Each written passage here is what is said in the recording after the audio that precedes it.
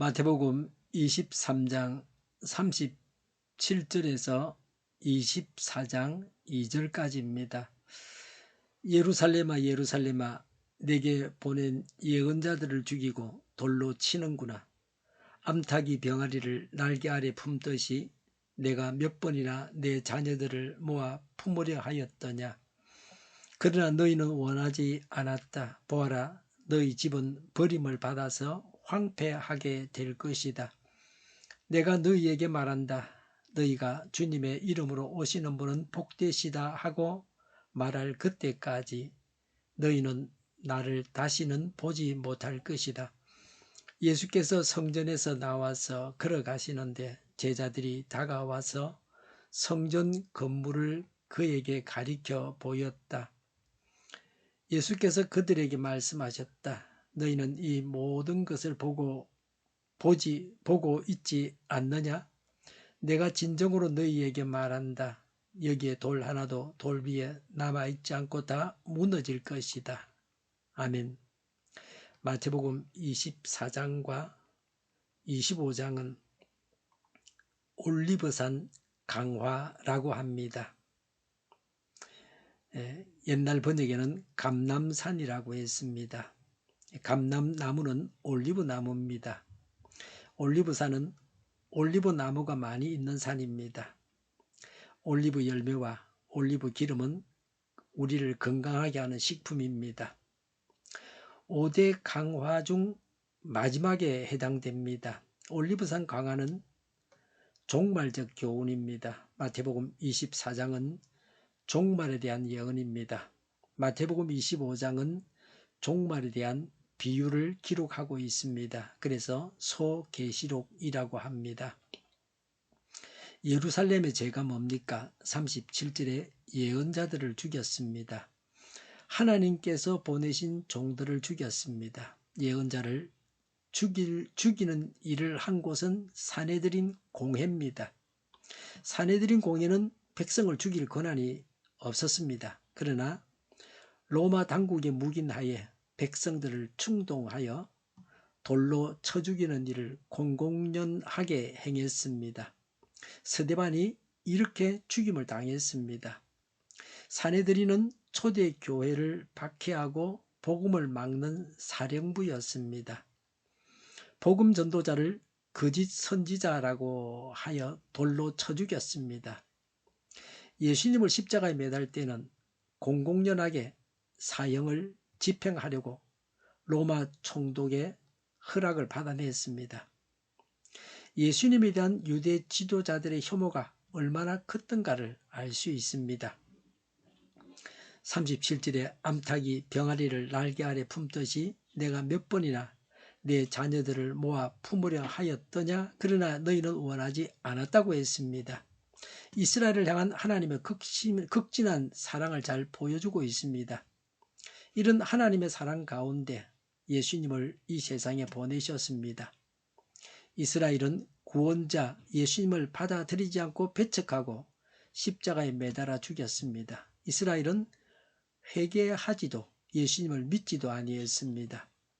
멸망길로 달리는 기차와 같았습니다. 지금도 예수님을 불신하는 자들이 우리 주위에 많습니다. 우리 믿는 자들의 믿음도 온전하지 못합니다.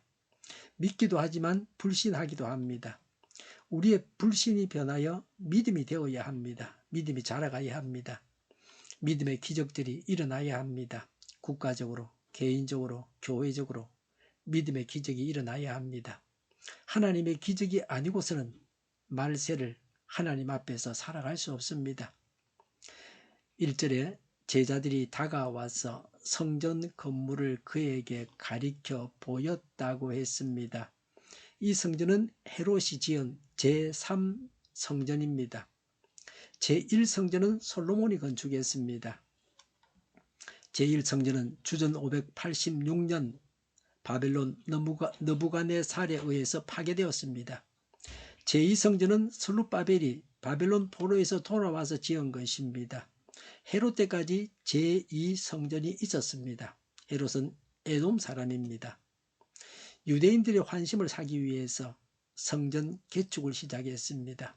하나님을 사랑해서 하나님께 드리고 싶어서 드린 것이 아닙니다. 그러나 실제는 개축이 아니라 성전을 다시 지었습니다. 제2 성전의 모습은 사라졌습니다. 제3성전 헤롯 성전입니다. 제3성전은 주전 19년에 공사를 시작했습니다. 추후 63년에 완공되었습니다. 이 당시에도 성전을 외형만 완공시켜 놓았고 짓고 있는 중이었습니다. 이 성전을 제자들이 예수님께 자랑하고 있었습니다. 당시로서는 대단한 건물이었습니다. 헤롯 성전을 보지 못한 사람은 아름다운 건물을 보았다고 말하지 말라는 속담이 생길 정도였습니다. 요새는 세계에서 최고로 높은 빌딩은 200층 정도 됩니다. 일본에 가면 아름다운 건물이 있습니다. 예루살렘 성전은 오늘날의 건물하고 비교하면 아무것도 아닙니다. 인간의 자랑이 사실은 200층이 되어도 아무것도 아닙니다. 헤롯이 유대인들에게 환심을 사려고 정치적 목적으로 지은 것입니다. 제자들까지 자랑했지만 하나님께서 받으실 만한 것은 아니었습니다. 하나님은 어린아이의 도시락 한 개는 받으시지만 헤롯 성전은 받으시지 아니하셨습니다. 우리가 하나님께서 기뻐하시는 자가 되어야 합니다. 우리의 드림이 하나님께서 기뻐 받으시는 것이 되어야 합니다. 어떤 벌을 받습니까? 2절에 예수님은 예루살렘 멸망을 선언하셨습니다. 돌 하나도 돌 위에 남아있지 않을 것이다 라고 하셨습니다. 철저하게 파괴된다고 하는 것입니다. 주후 70년에 예루살렘이 멸망합니다. 예루살렘 멸망을 예언한 것입니다. 성전도 다 파괴됩니다. 그 벽돌과 벽돌 사이에 금이 들어있다고 해서 그 벽돌 하나하나도 다 쪼갰습니다. 로마 군대가 와서 금이 들어있지 않은 가부가 지은 벽만 남아 있습니다. 38절에 버림을 받아서 황폐하게 될 것이다 라고 했습니다. 2000년 동안 이스라엘은 나라가 없었습니다. 불신은 멸망하게 합니다. 버림받게 합니다. 황폐하게 합니다. 유대인들은 예수님의 예언을 무시했습니다. 기독교에 대항하기 위해서 성전을 재건하려고 했습니다. 그러나 땅에서 불이 나와서 좌절되고 말았습니다. 그 이후로 지금까지 예루살렘 성전 터 위에는 이슬람 해교 사원이 세워져 있습니다. 유대교의 성전에 대한 예수님의 예언이 그대로 이루어졌습니다. 하나님의 심판이 엄중하게 집행되었습니다. 39절에 주님의 이름으로 오시는 분은 복되시다 하고 말할 그때까지 너희는 나를 다시는 보지 못할 것이다 라고 하셨습니다. 주님의 이름으로 오시는 분은 복되시다는 예수님께서 예루살렘에 입성하실 때 백성들이 환호하면서 불렀던 찬송입니다. 동시에 종말에 예수님께서 재림하실 때에 모든 백성들이 부를 찬송입니다. 이때에는 예수 그리스도의 통치권을 모든 피조물들이 인정할 것입니다. 심지어 예수님을 박해한 유대인들조차도 이런 찬송이 하나님께 합당하다고 고백할 것입니다. 이스라엘이 회개하고 돌아오기 전에는 예수님을 메시아로 바로 알지 못하고 구원받지 못합니다. 이스라엘이 언젠가는 예수님께로 돌아올 것을 암시하고 있습니다. 예수님께서 재림하시기 전에 이스라엘이 대대적으로 예수님께로 돌아옵니다. 마지막 선교 지역은 예루살렘입니다. 이스라엘입니다. 지금도 이스라엘 나라에서는 복음을 전할 수 없습니다. 예수님을 전하면 바로 추방입니다. 불신은 언젠가는 신앙으로 돌아올 가능성이 있습니다. 주위의 불신자를 전도하기 위해서 노력해야 합니다. 영원한 불신은 없습니다. 전도자를 통해서 불신은 신앙으로 바뀌어집니다. 불신 가운데 멸망하게 됩니다. 회개하고 돌아오면 구원받습니다. 기도하겠습니다. 우리와 우리 주변의 모든 자들이 회개하고 예수님을 믿어서 구원받기를 원합니다. 정의가 강물처럼 흘러가게 하여 주시옵소서. 교회가 분열되지 않고 하나가 되게 하여 주시옵소서. 교회가 한 목소리를 내게 하옵소서. 전쟁이 그치고 평화가 오게 하여 주시옵소서. 모두가 그리스도를 믿고 하나님이 주관하시는 나라가 되게 하옵소서. 주사파와 공산당과 이적 단체들과 적과 통일로 나아가게 하는 자들이 없게 하옵소서. 이 땅에 다시는 전쟁이 일어나지 않게 하옵소서. 적과 통일되지 않게 하옵소서. 자유민주 국가로 전쟁이 아닌 평화롭게 통일을 이루게 하옵소서. 성경을 대적하는 자가 없어지게 하여 주시옵소서. 하나님을 대적하는 법과 있어서는 안 될 법을 만들지 않게 하옵소서. 있어야 할 법을 폐기하지 않게 하옵소서. 교회가 하나가 되어서 하나님을 대적하는 자들을 지지하지 않게 하옵소서. 정의로운 판결이 내리지게 하옵소서.